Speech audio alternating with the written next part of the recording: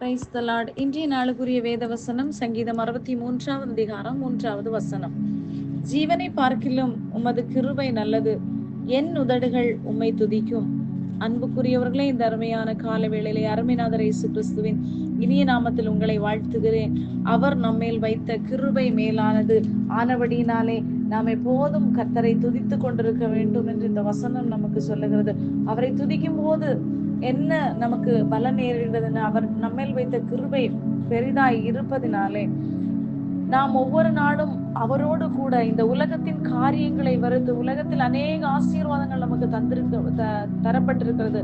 ஆனாலும் உலகத்தின் காரியங்கள் மேல் நம்முடைய நாட்டங்கள் போகாதபடி அவரை துதிக்கிறவர்களாய் மாற வேண்டும். இல்லாததை குறித்து ஐயோ எனக்கு இல்லையே என்று வேதனைப்படுவதை பார்க்கிலும் கர்த்தர் செய்த நன்மைகளுக்காக நாம் எத்தனை நாட்கள் நன்றி செலுத்தி இருக்கிறோம். யோசித்து பாருங்கள். எத்தனையோ சூழ்நிலைகளிலே எத்தனையோ பேர் பலவிதமான சூழ்நிலைகள் அழிந்து போன நிலைமையிலும் கர்த்தர் இந்த நாட்கள் உங்களையும் என்னையும் ஜீவனோடு வைத்திருப்பது கர்த்தருடைய பெரிதான கிருபையே. அந்த கிருபையை நாம் எப்பொழுதும் புகழ்ந்து கொண்டிருக்க வேண்டும். காரணம், நம்முடைய பாவத்திலிருந்து மீட்ட ஒரே ஒரு அவர் இரத்தத்தினால் மீட்ட தேவனாய் இருக்கிறார். ஆனபடினாலே கர்த்தருடைய வேதம் சொல்லி, கிரயத்துக்கு கொல்லப்பட்டீர்களே, ஆகையால் தேவனுக்கு உடையவர்களாகி உங்கள் சரீரத்தினாலும் உங்கள் ஆவியினாலும் தேவனை மகிமைப்படுத்த வேண்டும். ஆவியினால் மாத்திரமல்ல, சரீரத்தினாலும் என்று சொல்லும்போது நம்முடைய உதடுகளின் பலியாகிய ஸ்தோத்திர பலியை செலுத்தி கொண்டே இருக்க வேண்டும். ஸ்தோத்திர பலியில் பிரியப்படுகிற தேவன் அநேகம் கால எருதை பார்க்கிலும் ஸ்தோத்திர பலி கர்த்தருக்கு இன்பமானதாய் காணப்படுகிறது.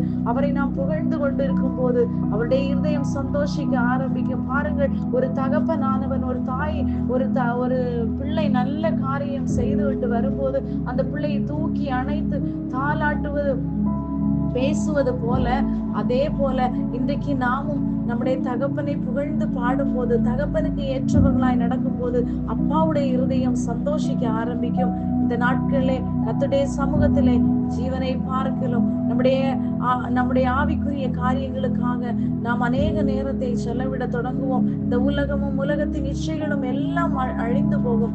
அழியாத நித்திய ராஜ்யத்திற்காக நீங்களும் நானும் ஆயத்தப்பட வேண்டியது இந்த அழிந்து போகிற உலகத்தின் மாயமான உலகத்தை விட்டு நாம் கர்த்தரோடு சேர்ந்திருப்பது ஏற்றமும் நல்லதாய் காணப்படுகிறது. கர்த்தர் தாமே உங்களை ஆசீர்வதித்து நடத்துவாராக. ஆமென்.